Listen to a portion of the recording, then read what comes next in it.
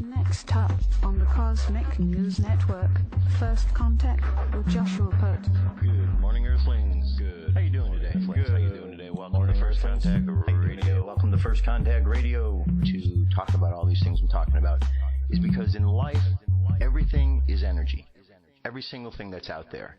Yo, it's First Contact with Joshua Poet. He's the man on the mic, just in case you didn't know it. Covering news from all around the globe, from the weather and space to UFOs. He'll talk politics and make you open your eyes. Conspiracy theories and government lies. They'll dig it all up and try to find the proof. Cause it's time to demand the truth. It's time. First Contact Radio. We It's have time arrived. to demand the truth. It's time. First Contact Radio. We It's have time to arrived. demand the truth. It's time. First Contact Radio. It's time to demand First the Contact truth. Radio. We have arrived. Good morning, Earthlings. How you doing today? Welcome to our Thursday show. Today is the 30th of January. Moving right along, almost to the end of the month. Did it seem like it went by fast to you? Sure seems like it went by fast to me. All right, today we have a new moon. New moon's beginning of a new cycle. At least one of the many cycles within the cycles that we have. So we have the moon in Aquarius. Aquarius is an air sign, just like our sun sign as well. So we have double Aquarius. Aquarius sun, Aquarius moon. Aquarius is that sign that we've heard about, the age of Aquarius, that age of enlightenment that we thought about. So with Aquarius brings that idea of that time of enlightenment, the time of being able to go in and find the ways to enlighten ourselves.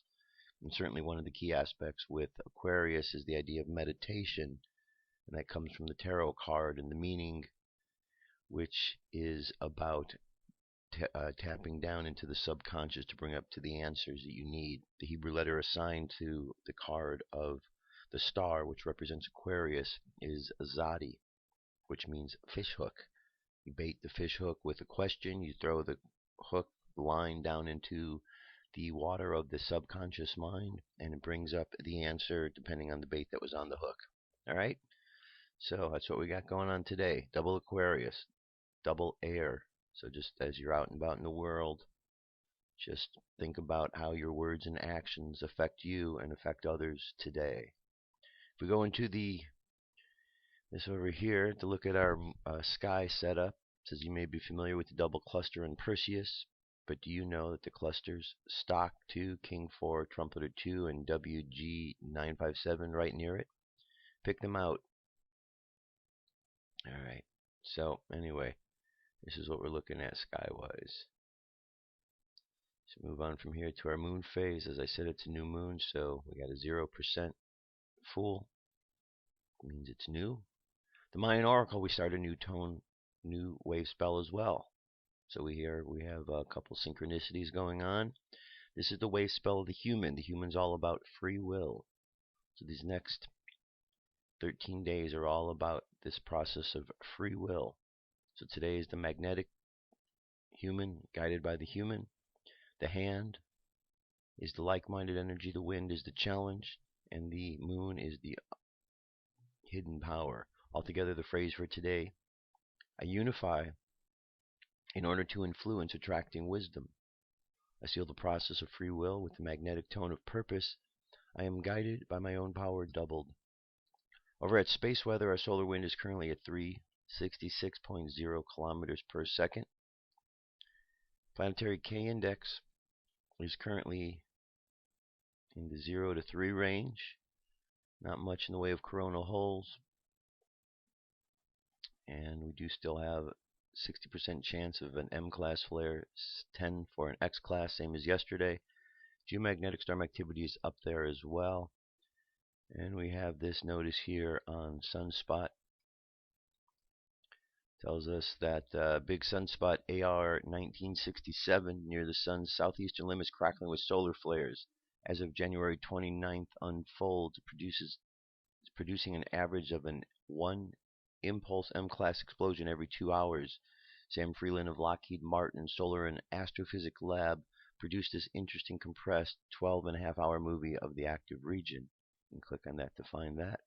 So far, none of these explosions have been Earth-directed, but the future flares will be as the sunspot continues to its slow turn towards our planet. No forecasters have doubled the odds of an X-class flare in the next 24 hours to 10%. Meanwhile, M-class flares seem almost certain as the crackling continues. The primary disk core of AR-67 is twice as wide as Earth. Isn't that amazing? Twice as wide as Earth. This makes it an easy target for a small telescope equipped with solar filters. Alright. This was taken by an astronomer in Malaysia, Karzaman Ahmad. He photographed the sunspot using an 11-inch celestron. You want to take a closer look at the monster numbered AR 1967. It is impressive. Alright. And jumping from there, let's take a look at our numerology for today. So today we have the 30th. So we have January, which is 1. 30, which is 3 and 0. So 1 plus 3 is 4. And then, of course, we go over to our month, and we add on top of that, we add the year. So we've got the 4. So then we've got the 2. That makes it 6. The 0 keeps it the same. We add the 1. That's 7. And then we add the 4 for the 2014, and that's 11. So today would be an 11-tone day or a 2-tone day. Okay?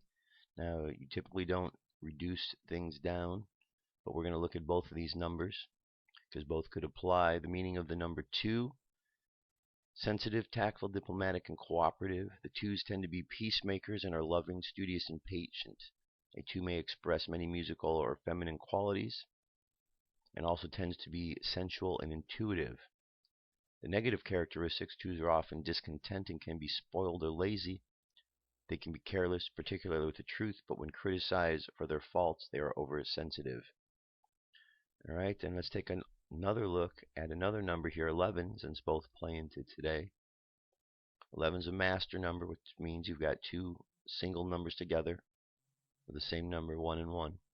So 11s are the most intuitive of all the numbers. It is instinctual, charismatic, dynamic, capable when its sights are set on a concrete goal. The 11 is the number associated with faith and psychics. 11 can be anxious, shy, stressed, conflicted, and scattered. When focused is not applied towards the goal, the 11 can be extremely self-sabotaging. As the master number, the positive characteristics will turn into obstacles when not understood properly. And then if we go to the tarot and look at the 11th card there, it's the card of justice, karmic balance. So either way we look at it, whether it's a 2 or an 11, we have some sort of balances at hand. Some sort of division has occurred. The number 1 was split into 2.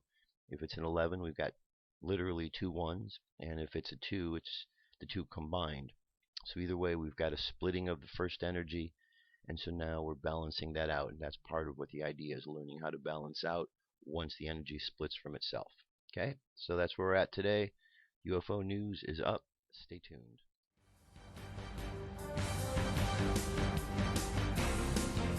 This is the UFO News with Joshua Poet. All right, Dirk. Thank you very much. Today we have our first story up by the sun.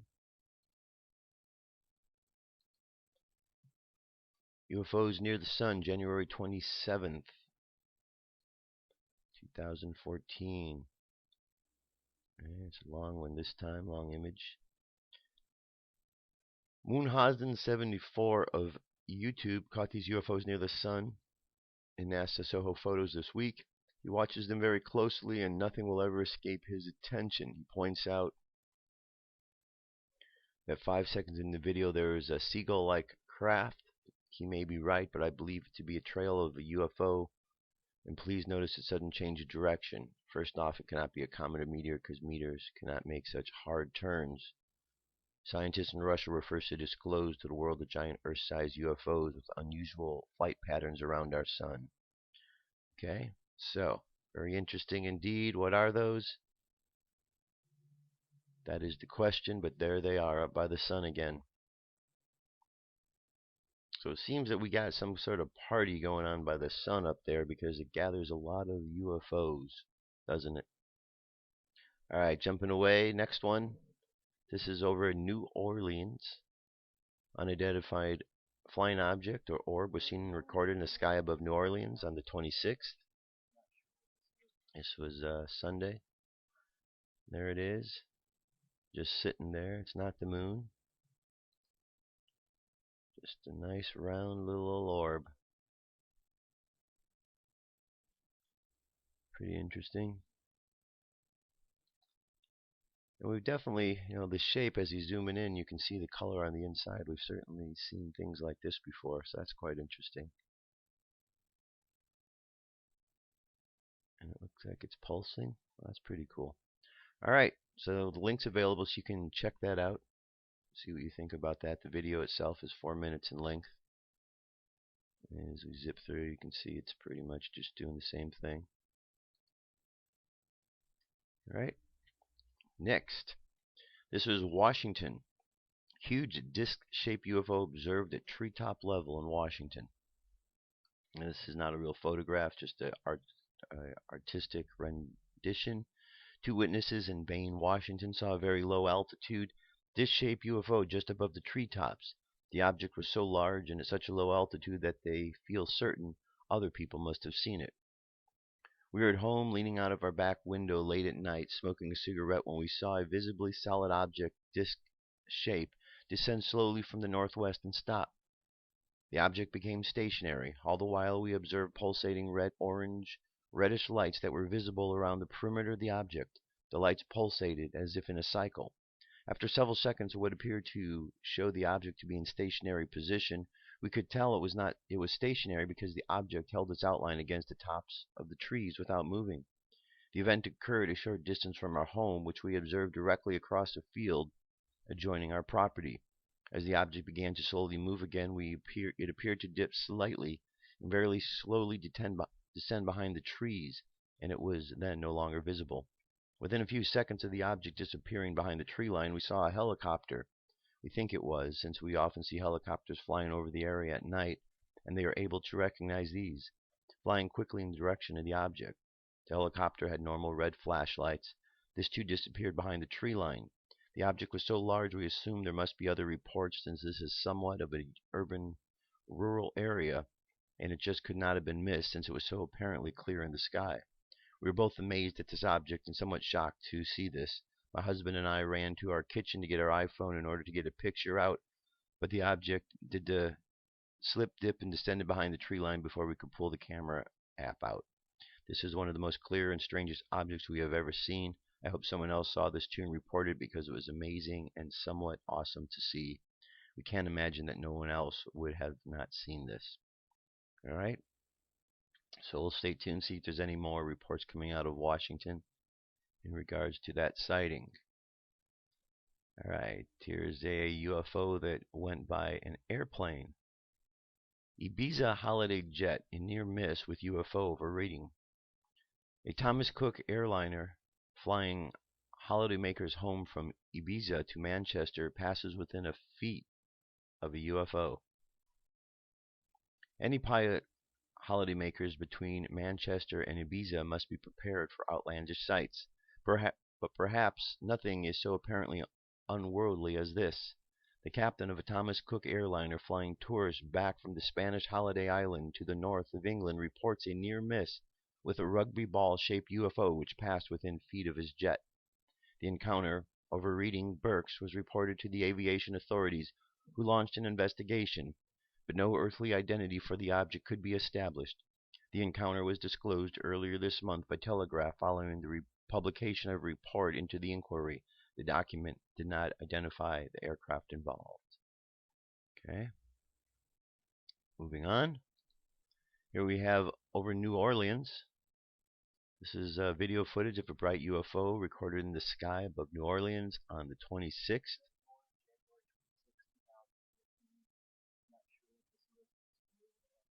Okay, it says UFO over New Orleans. There's several videos, similar type of UFO orb. You can see on the playlist here at YouTube, but this one came closer than any of the others, and it makes it very interesting to think it's their message and will contact sometime soon. This is kind of similar to the other one, which was listed as happening up in Washington State. This one listed as New Orleans, but it's kind of similar looking, and it is the same length of video, so I don't know what this is all about. Alright, let's move on from here to the next one. This one is over Sacramento, California. New amazing video footage of a morphing UFO light recorded in the sky above Sacramento, California on the 28th. We have no idea what it is. It just came straight out of the sky like a meteor, started hovering, and just vanished. 30 miles north of Sacramento, 10 miles west of Marysville.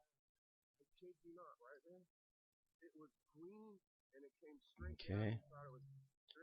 There we go. There's a green one up in the sky right there.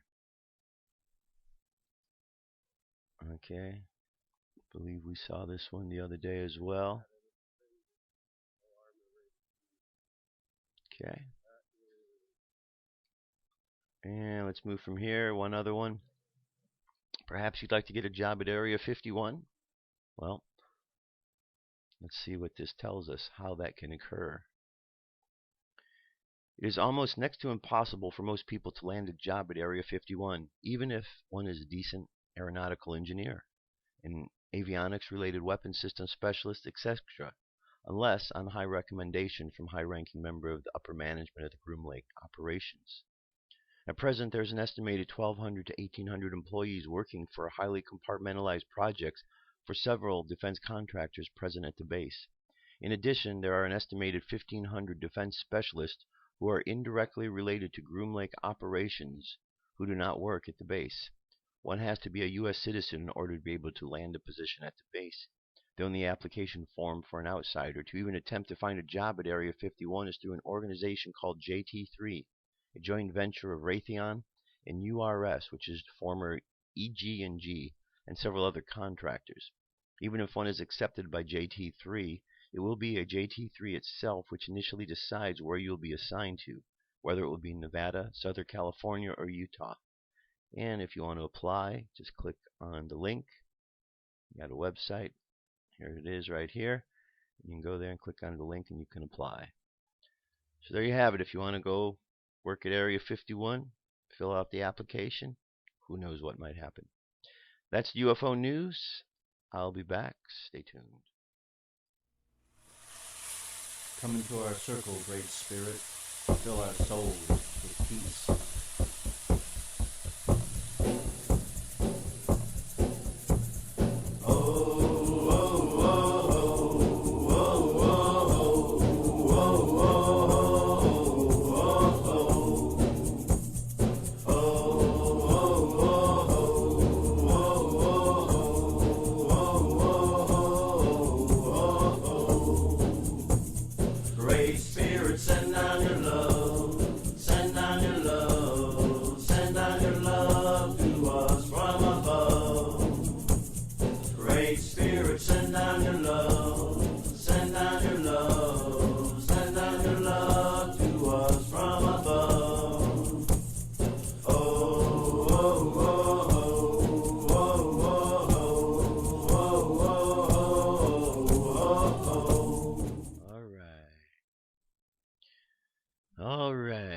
Question asked here in this article is, who is the Illuminati? We hear about the Illuminati all the time, right? They're behind the scenes, that they're doing all of these dastardly things. Well, let's find out who they are. No man can give any account of the order of Freemasonry, of its origin, of its history, of its objects, nor any explanation of its mysteries and symbols, which does not leave the mind in total uncertainty on all of these points. This is a quote from Adam Weishaupt, who is said to be one of the originators of this age of the Illuminati that we hear about. The era of the Age of Enlightenment during the 17th and 18th centuries gave rise to numerous cultural and scientific advancements around the world. Reforms in the way society reasoned and challenges to tradition and faith were common practice during these years. Advancements in science, Now, scientific knowledge also prompted skepticism and encouraged independent thinking. One of the most notable groups to have emerged from this period of enlightenment was the Bavarian Illuminati. This organization is believed to have formed as a way to promote questioning of the status quo and as a way to encourage opposition to intolerance of governmental and religious opposition. Founded on May 1st, 1776, the Illuminati formed a core group of 5 men as the ancient and the illumined seers of Bavaria and Upper Bavaria. The Illuminati, as it has now become known, was perhaps a unique membership list, as well as an intriguing list of goals that would eventually make both governments and religious orders sit up and take notice, and take drastic measures as a result.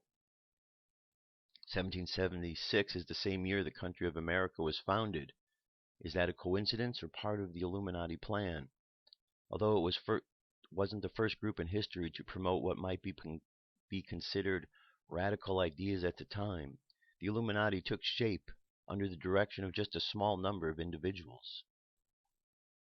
The first membership of the Illuminati included just 5 men, and perhaps the most notable among them was Adam Weishaupt, who is generally considered to be the founder of the organization.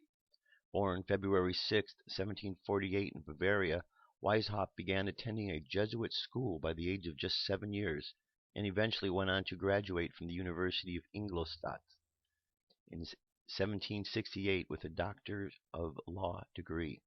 He used this academic training to become a professor of law, and eventually went on to become a professor of canon law, a highly regarded station that during that time was reserved only for the Jesuits to hold. It was during this time that Weishaupt began to formulate his ideas that would eventually align with the original foundation of the ideas behind the Illuminati.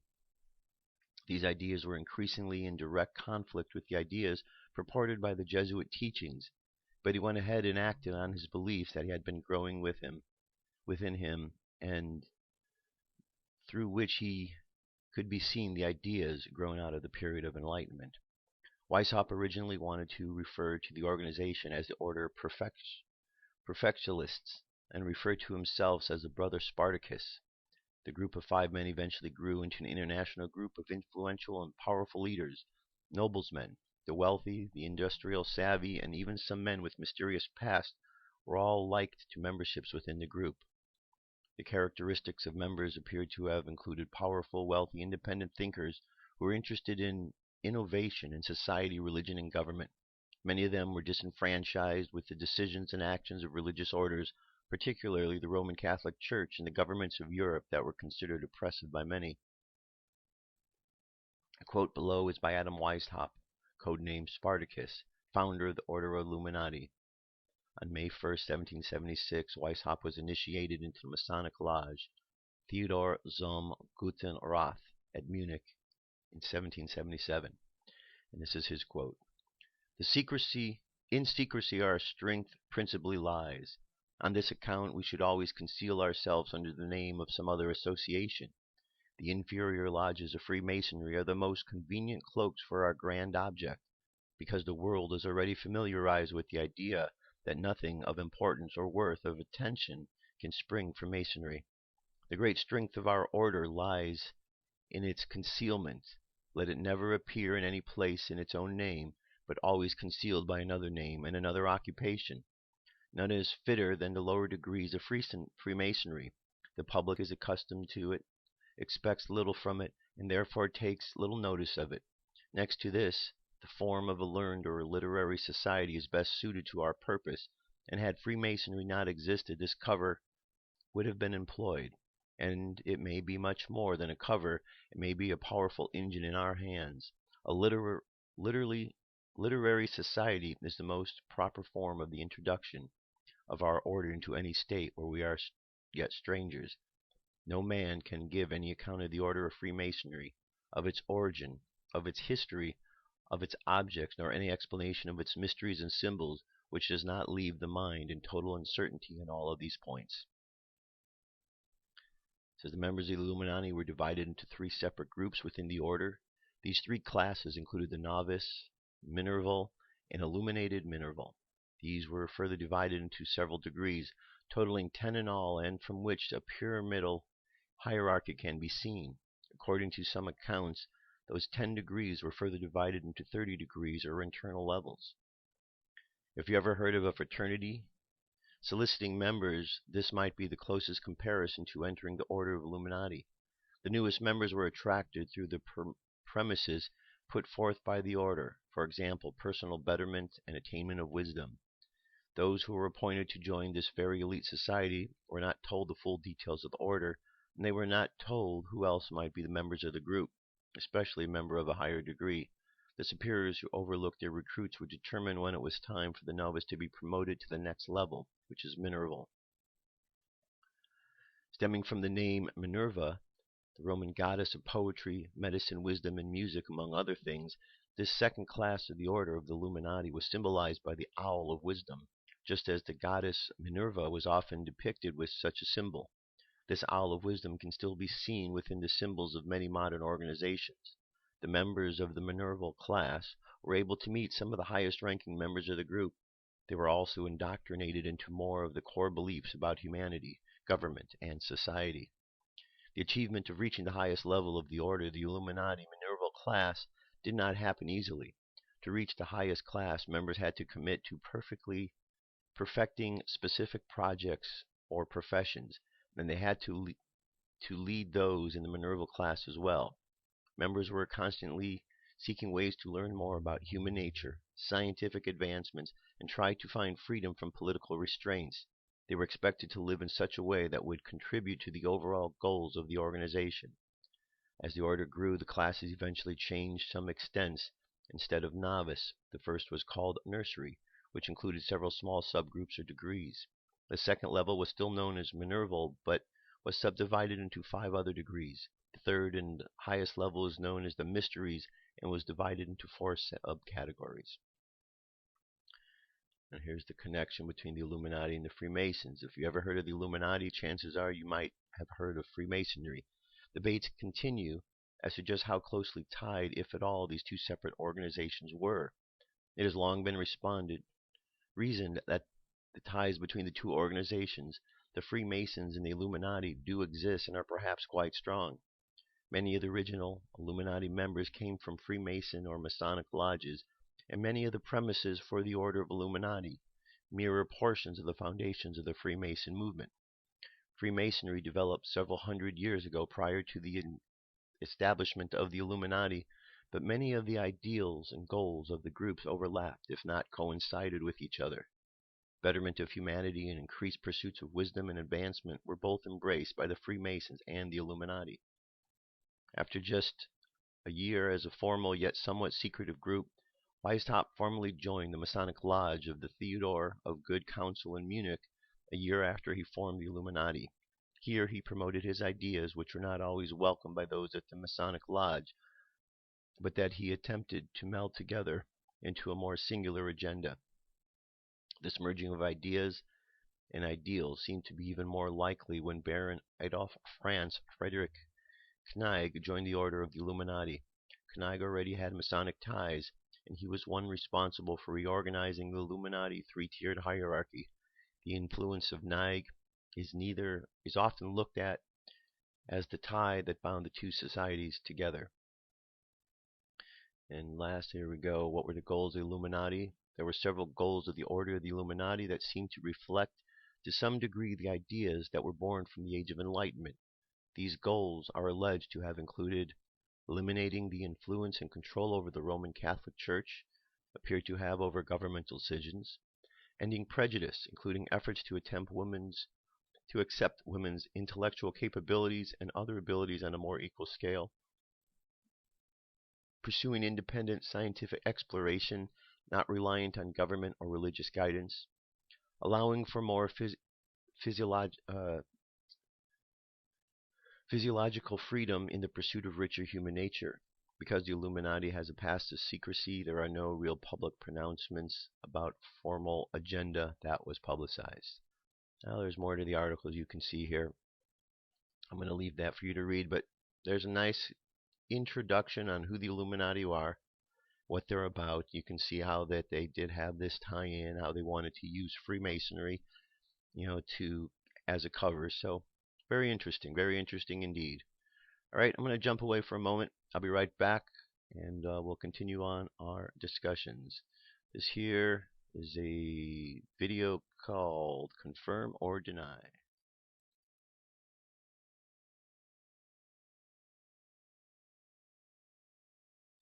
Then again, maybe it isn't. I'm just going to continue on because I guess that video is not there. All right. Esoteric science. Let's take a look at the subject of esoteric science. First place I want to take you to is to this website here. It's called metaartsandsciences.org. Okay? And it lists itself as your one source for spiritual growth. Now, brought this up because I went to this site here, and what I pulled up, I want you to see, is this right here. It's called What is Esoteric Science? The link will be available. And let's just read through some of this here. What is Esoteric Science? The College of Metaphysical Studies online school. Esoteric science covers a large and exciting range of subjects aimed at dealing with questioning, considering, and searching for answers to questions that continue to plague the human mind. The inner, confidential, private, specifically for those on a path of personal unfoldment, knowledge, and understanding. And some of the questions that are asked are, who am I? Where do I come from? Why am I here? Where do I go from here? Why must I suffer pain?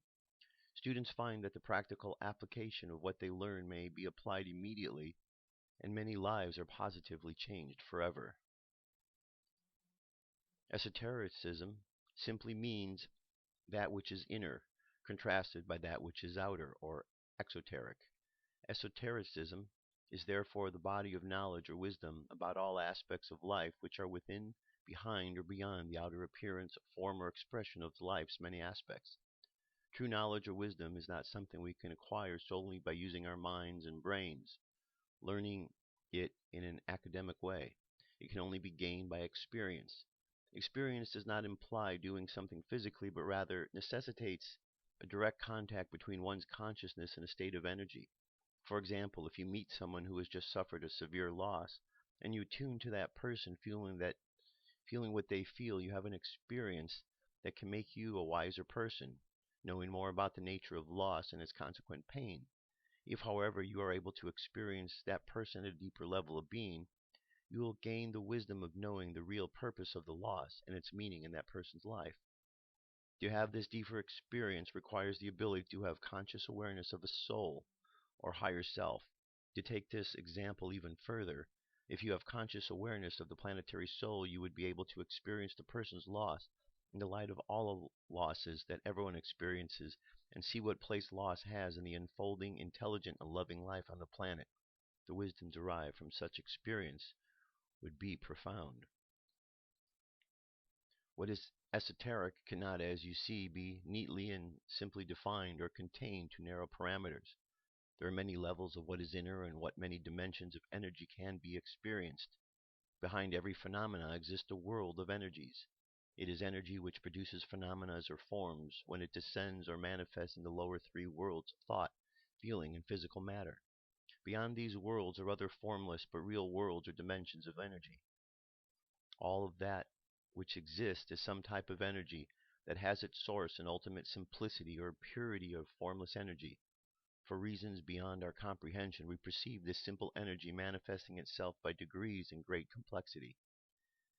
As it does so, it descends through many levels of expression, first formless, then formed. When it is formed, we experience it within our form nature,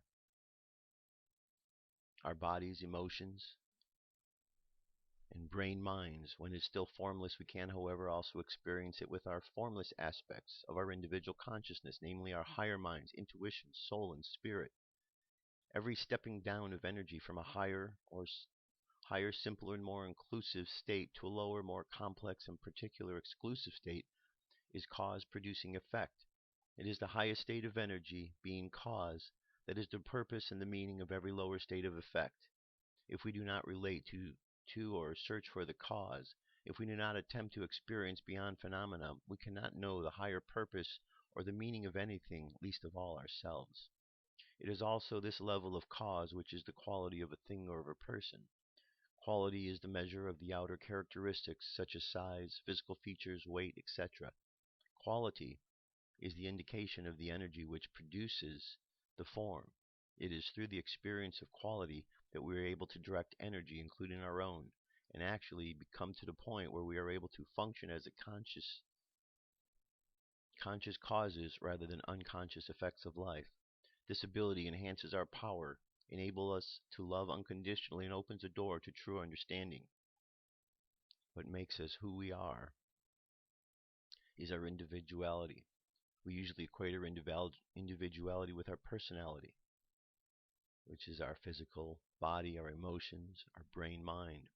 The personality is only the outer or exoteric expression of individuality. The soul is the inner or esoteric expression of individuality. Being esoteric, it is of the high energy state, more inclusive, more creative and causative, and therefore more real and central to our being. As consciously aware souls beings, we can and do serve in our capacities as redeemers, saviors, and interpreters. We function as the mediating principle between higher and lower, bringing the energies from higher sources down to earth, anchoring and grounding them. We relate the formless causes to the formed effects. We embrace the form worlds as meaningful creators of our unconditional love, and we bring clarity and purpose to all that happens. The principal means whereby the higher energies are grounded is by incorporating them consciously in ourselves and expressing them through our thoughts, feelings, and actions as virtues and qualities of being, such as kindness, sharing, sacrifice, discipline, unconditional love, forgiveness, acceptance, patience, etc. In short, all quality reflective of truth, goodness, and beauty, producing ever-increasing oneness or unity. Esotericism is a way of life, is an art. It is the art of living from the inner reaches of one's being. As art, it is based on a sensitive, intuitive perception open to inspiration, and as true art, it is a creative way of being, expressive of true individuality. But is also as a science of the soul of things. It has its own terminology, methods of procedures, and laws. Esoteric science, for example, reasons from the universal to the particular, as opposed to the materialistic exoteric science which reasons from the particular to the general, seldom even reaching the universal. Esotericism involves an effort to live attuned to the inner realities of life. We need to look beyond the quantitative and discover the quality latent within every form. We need to view the apparent and meaninglessness of so many events and uncover the meaning behind them. We need to realize behind every human expression or natural occurrence lies the presence of unconditional love. If we do this, our lives will be immediately enriched, led by the attractive power of purpose, which initiates every cause and every effect. To help us live esoterically, there are several suggestions that can prove beneficial. Make a decision to know yourself more in terms of the qualities that you are, that is, discover your uniqueness. Begin a dialogue with your higher self, the soul that you are, to develop discrimination between the personality voices that are limiting and illusionary and that still small voice that is your own inherent wisdom. And conduct a daily review of motives before retiring for the night. Mentally go back over the day in reverse order and acknowledge your motivation in the various things you said or did. Some will have been motivated by selfishness and separation. Do not label or judge any thought or action as good or bad. The point of the exercise is to become conscious or unconscious motives. By becoming conscious, you increase your freedom and power to choose in the future. Practice concentration or focusing the mind. Just as the soul is the link between life and form, so the mind is the link between soul and personality. The vast majority of humanity cannot control the mind and direct its searchlight for understanding where it wants. Living more in emotion in the past, the individual usually finds the mind to be controlled or conditioned by these. If the mind is to be a vehicle for higher exploration and deeper penetration, we must learn to control it. We can learn to do this by voluntarily directing our attention to what we choose and holding our attention onto it for as long as we decide, always returning to the object of focus when our mind wanders. A simple way of practicing this is to keep our mind on what we are doing. Start a routine of daily meditation. Look for meaningful connections between apparently unconnected events, parts, and the whole. When you experience something, ask yourself why you are experiencing this. What is the cause? What is the meaning? What is the purpose? These are many levels of responses to all of these questions. Keep asking why, to take the limits off of your awareness. Do not become overly preoccupied with this exercise, as too much questioning will rob you of enriching possibilities of pure and simple experiencing. We hope you've enjoyed this presentation. Should you desire additional information on the subject, we suggest you investigate our Esoteric Studies course. Okay, and a little bit of preamble about them and information on where you can find them. Pretty cool, right? Very interesting indeed, the study of esoteric science. And so check this out. It's a PDF you can download. You can go through it, and then you can go to the website, follow the link, and read further about what this place is about, the metaartsandsciences.org. All right? All right. Continuing on, here is another story. Comes from spiritualityhealth.com. 15 ways to deepen your practice. Very important. Teach your practice to a novice who is hungry to learn. 2. Practice in secret. There is a temptation to get credit for our practice from friends or a teacher. Find out if you can spend an hour in meditating without telling anyone. 3. Create a space in your home for your practice that is inviting and sacred. 4. Practice first thing in the morning or last thing at night, or both. 5. Keep a journal of your practice. Jot down notes after each class, seminar, or session, recalling what you learned in your experience. 6. Take on a new challenge within your practice. Try a move or teaching that you're not sure you can do. 7. Share or demonstrate your practice with your friends, parents, spouse, or child. 8. Ask questions. In a quiet, private moment, sit down with your teacher and speak freely about what confuses or concerns you. 9. Immerse yourself in a retreat where a community of practitioners surrounds and supports you. 10. Take your practice outdoors to a new setting. 11. Have a beginner's mind. Surrender to your teacher's instruction. This doesn't mean you have to accept everything unconditionally, but let go of the struggle. 12. Learn about the history of your practice. 13. Go public with your practice. Don't be shy to meditate or to practice yoga or Tai Chi in a public place. And 14. Explore the aspect of service in your practice. Embrace it willingly. And the last one, 15. Live your practice not as something you do, but who you are. Let your words, actions, and intentions reflect the highest in the teachings you follow. Those are 15 good ways to include and deepen your practice. And so it's very important. Practice is good. We practice to get better at something. And since we want to get better at the esoteric science, at our ability to meditate and tap within ourselves, practicing is important as practicing for any other event or thing that we might practice for. Okay? All right. Now what I have here is our channeled message for today. This one says Morpheus, TwinFlame Reunion and Cultivation. Let's check this out. Morpheus, TwinFlame Reunion and Cultivation. January 28, 2014. The masculine and feminine fusion instigated through the synthesizing polarity emission of sexual energy, cohesively rendered through unconditional love, also known as twin flame, forms the outlet of pure creative capability. As the positive, male, counterpart plugs into the negative, female, counterpart and initiates apex transcendence, pure manifestation ability is resulted.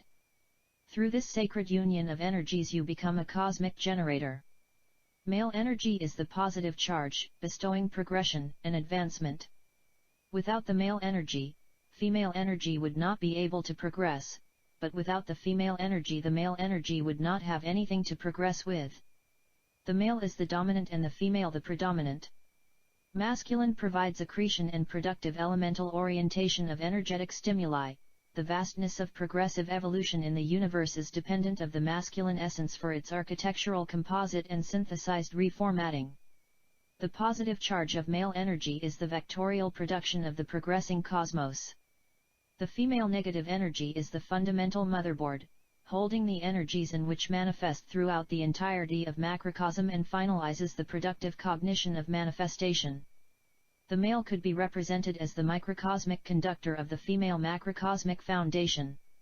What is considered to be twin flame is that feminine or masculine counterpart of you that exists inside your heart. Once you start to step into a field of unconditional love, karma no longer exists in your mainframe, therefore synchronicity is inherent and starts to express that masculine and feminine counterpart that blossoms the entirety of your essence. As is above so is below, gender is manifested in everything, the masculine and feminine law is ever at work on all planes of causation. As it is in heaven so it is reflected on earth. So the twin flame magnetizes into the physical whirlpool of your reality and you come together in all dimensions, projected from a singularity. It's the essence of your being manifested into the purest aspect of your soul's desire, expressed into a loving companion of a singularity. When I say companion I do not mean an attachment of limitation, but you act as each of a pair of things intended to complement or match each other to expand the Creator's essence into dynamics of extended scalar continuity. Each facet you merge with accelerates productivity and the frequency bandwidth in your energy flow as you are conduits of Creator light. It is for the sole purpose of reflecting the infinite unconditional love bestowed in the communion into the entirety of the universal cycle. You are their manifestation and they are your manifestation. You are creating each as you progress and create yourself and the reality you are rendering, igniting personality in a reflective premium blend in the communion, bringing harmonious elevation of a synchronized love cycle producing edification. When you become one it revamps its own thesis, reaching the into the universal gridding matrix, anchoring the energy of your ultimate higher self. Many of you have merged with facets of your higher self and twin flames already on the earth. You have many fragmented aspects of your spirit running around the planet, emanating and permeating the energy of your soul. Once you fuse with a certain amount of aspects you reach an apex wherein you merge with the highest aspect you can accommodate, and this is the premium blend, the optimal state of consciousness conceivable. It becomes transcendental and you ascend into a higher dimensional phase of experience. When all twin flames unite, they will transcend humanity through dimensional levels exponentially, bringing heaven to earth. The importance of dissipating fear and ego is beyond the scope of consideration.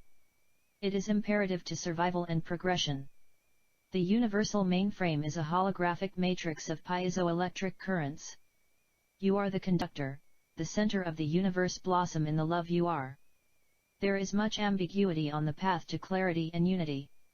Within the light of spirit and the love of heart you can see that the fear of a negative occupation rendered by the end of days is being ratified by those who live in darkness. Rise above it into the eternal love of the cosmic soul. Send love to everything and everyone, including yourself. Twin flames are the 666, the code of as above so below, unconditional divine love. Blessings, dear ones. Love, Morpheus. Alright, very good, very good, very good. Our affirmation for today, over here, for the 30th of January, and this site is everydayaffirmations.org. Happiness is a state of mind, and I am happy. Alright, so close your eyes, take a deep breath, and exhale. Take another deep breath, and exhale again. One more deep breath, and hold it, and exhale. I want you to think of the words of today's affirmation. Happiness is a state of mind, and I am happy. Happiness is a state of mind, and I am happy. And just keep that thought moving through your head so that you understand that we create the states of being with our mind. Sometimes consciously, and other times it is triggered unconsciously. The objective is to understand the moments when our consciousness is triggered without our conscious attention. And so what we want to do is we set up a security system within our consciousness,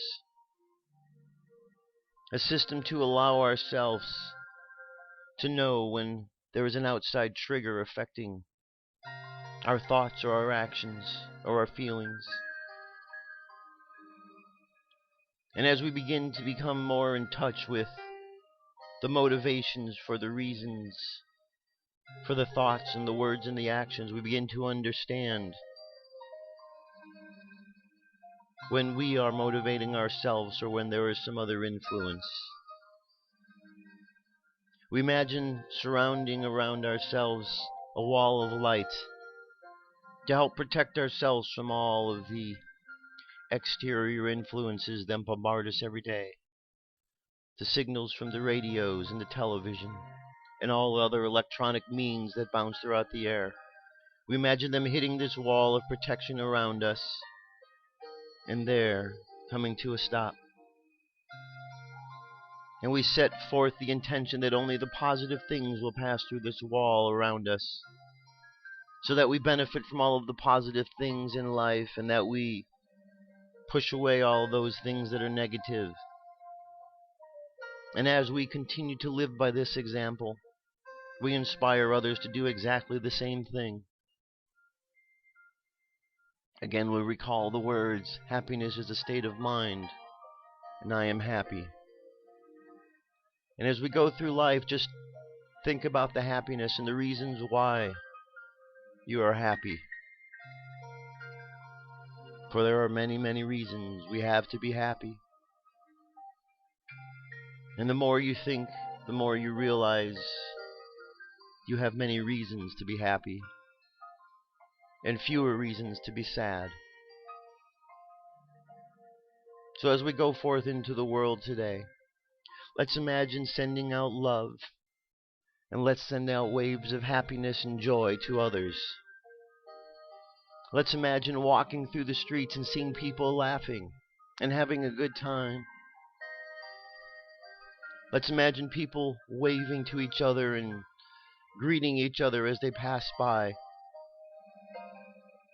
Let's imagine a world where there is no fears and doubts, where people can walk along the streets and greet each other as brothers and sisters, as members of one huge, giant spiritual family. And let us turn our heads towards the sky and give thanks to the great Creator of all for all of the blessings of love that are sent down upon us. And let us pray that we have and continue to have the strength to rise above the doubts and the fears, to help anchor this planet and ground it in love and light. Now let our subconscious mind continue on the journey of sending out love and happiness as we go through the world. And let's bring our conscious mind back to the present moment on the count of 3. 3, coming back to the present moment filled with confidence. 2, coming back to the present moment filled with faith. And 1, coming back to the present moment happy, healthy, and whole. Happy, healthy, and whole. Take another deep breath. Exhale. And open your eyes. That's it, my friends. That's it for today. Thank you very much for being here. It's always a pleasure to be able to do a show and communicate and share ideas with you. And I love when you share the ideas with me. So keep sending me your comments and your emails and all that other good stuff. Have an awesome day. We have one more day left in this month, and then we're on to month number 2. So enjoy the rest of this month. I'll be back tomorrow with more news and information. Talk to you soon. Love and light to all of you. Peace. I'm out of here.